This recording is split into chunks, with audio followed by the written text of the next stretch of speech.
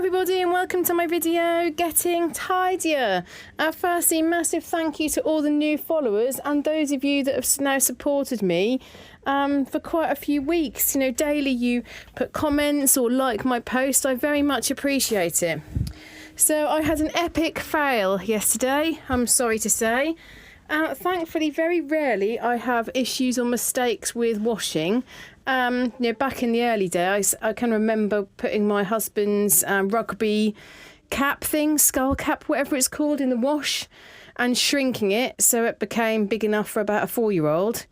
But I haven't really had any, big issues since the rugby kit issue. And that was I don't know, maybe 15 years ago. So I decided that my daughter's goatskin rug was getting dusty and not very clean. I mean, it looks much dirtier now since I've washed it, because beforehand you could brush it and it would all look quite light in colour. Bear in mind the darkness is also in relation to the fact that it's soaking wet. But I put it on a silk wash, a wool wash, a spin, a drain, and I still could not take it out of the washing machine because it was absolutely drenched. The water was pouring out of it. So there was no way I could take it out. So I just thought a drain wash would take the moisture out, and then I thought a spin would. So my final idea, which was the world's biggest mistake, well, not quite, but you know what I mean, I put it on a gentle dry. A gentle dry. What that's shown me is that I don't think this is actually a goatskin rug, because it appears that the hair is just coming off in clumps, like where it's been glued on. So you can actually see the dryer has affected the glue. So I showed my daughter, and actually she was not bothered. That kind of used to go at her doorway and it has started to get a bit irritating when you try to close the door or push the door too. It's always there. And as I said, with her dust allergy, so I did start saying to my mum, oh, well, I could save the wool and use it to put on the fire because it would burn quite well. And my mum was like, put it in the bin, put it in the bin. She said, oh, maybe you could put a little bit out for the birds because they're making their nests. I thought, no, I need to put it in the bin, don't I? And put it in the bin quick. So I took a handful of the fur and put outside, and I've gone in the hedge. And then I've grabbed a bag, which you'll just see in a second, and putting that away. But I think that's one of the worst things I've done for quite a while. Yes, you can see that as I'm holding it, literally the hair is falling off the skin. So, that isn't something that I'd buy now.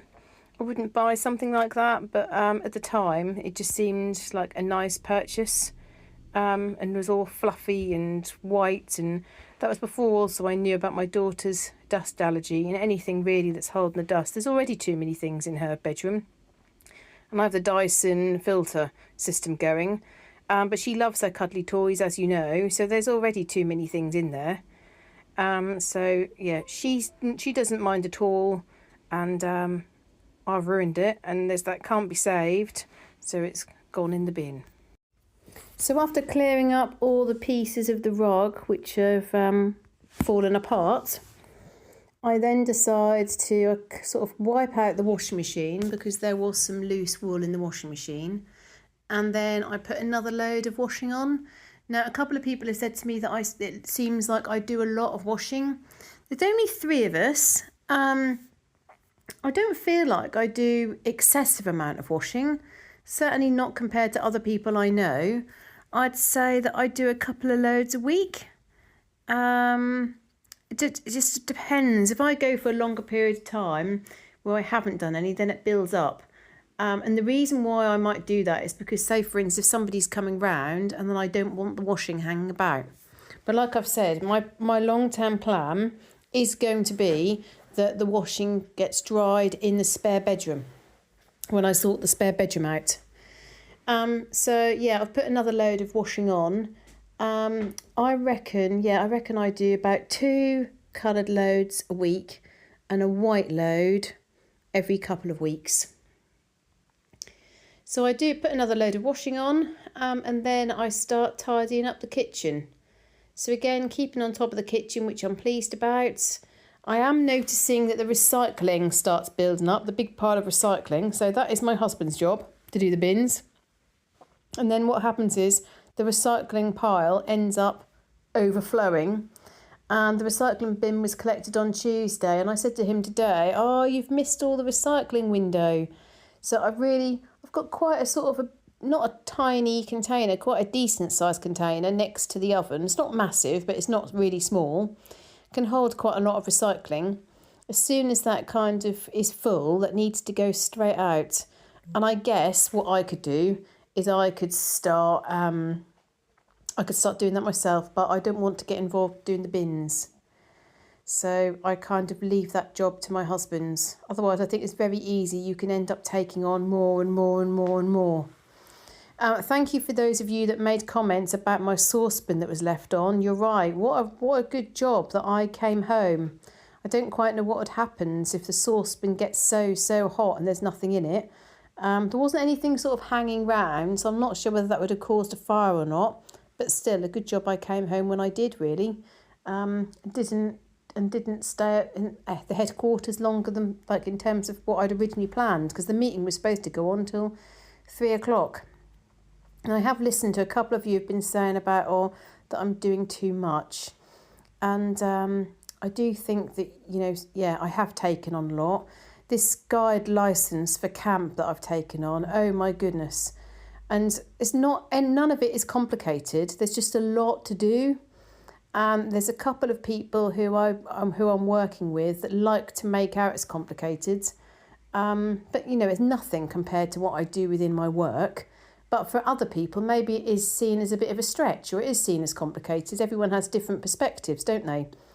But she's making a real fuss about various different things and making things seem far more complicated than what they actually are. And yet her email that she sends to me is so difficult to understand, because the English and the grammar and the spelling and everything is so unclear.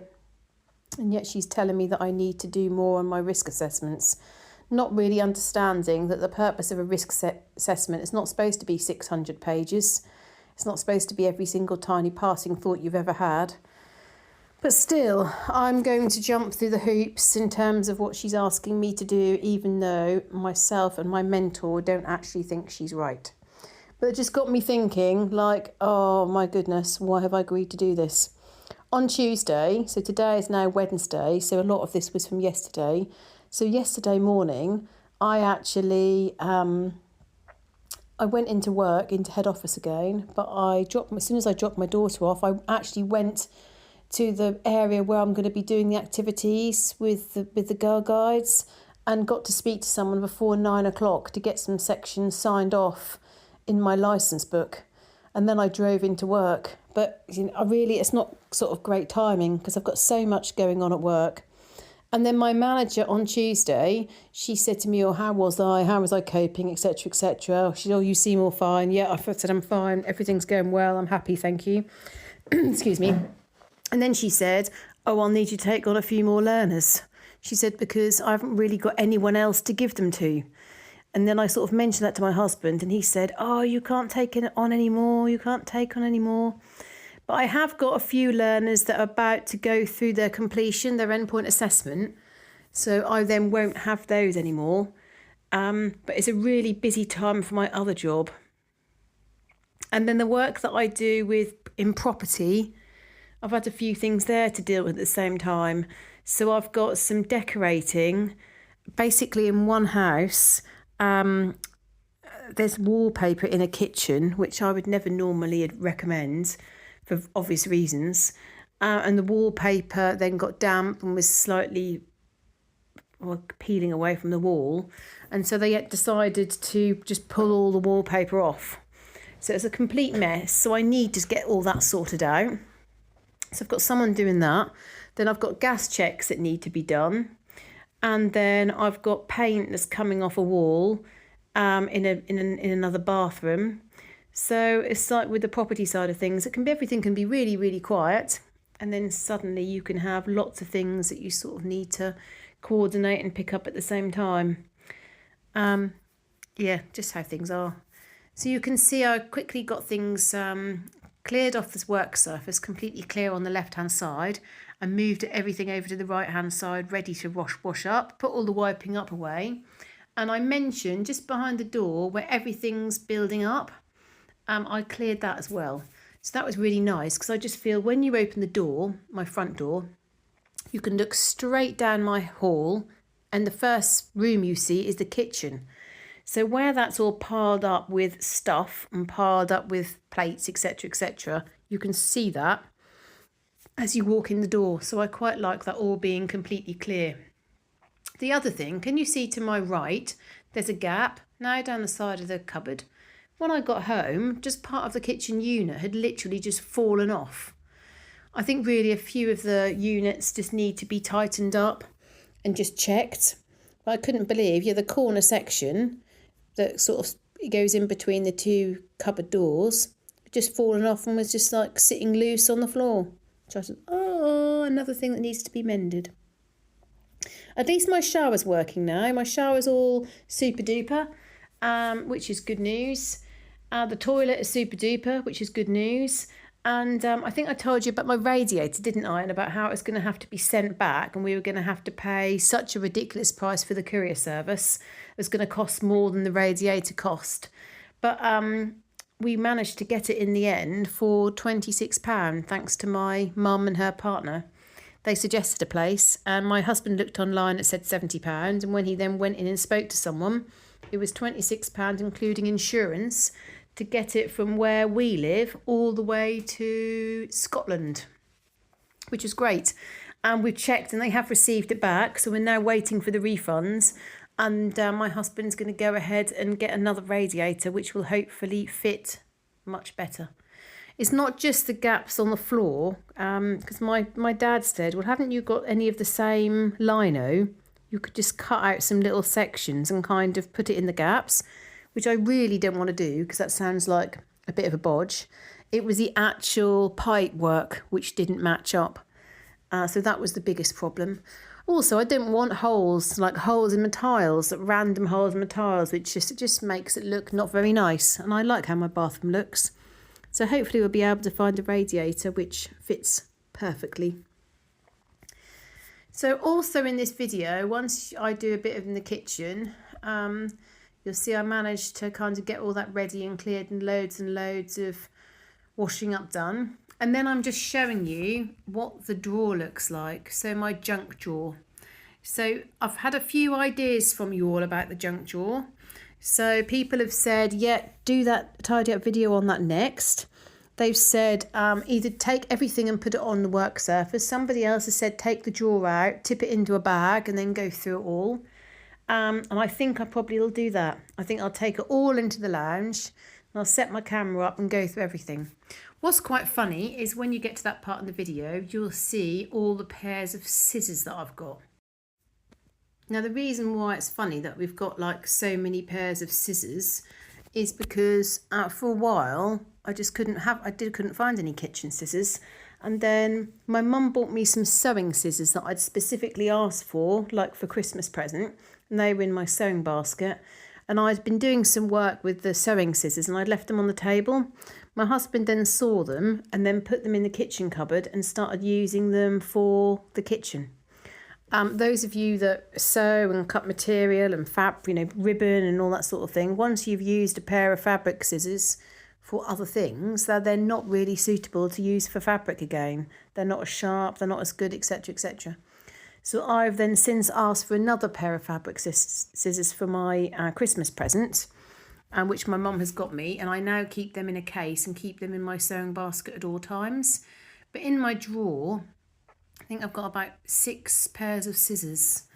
You'll see on the video in a minute, there's like pieces of metal, so many pens and pencils, some tape, some herb scissors, loads of different things. So that is my plan. My plan is I'm going to ask my husband to take the drawer off the runners.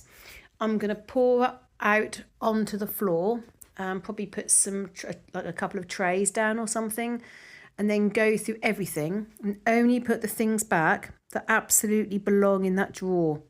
And then everything else, I'm going to be hunting around and finding different homes. Okay, so that's all I want to say for today's video. I hope you've had a lovely day. We're halfway through the week, aren't we? So I hope you've had a good week so far. I hope you have a great day tomorrow, and I'll see you in the next video. Bye!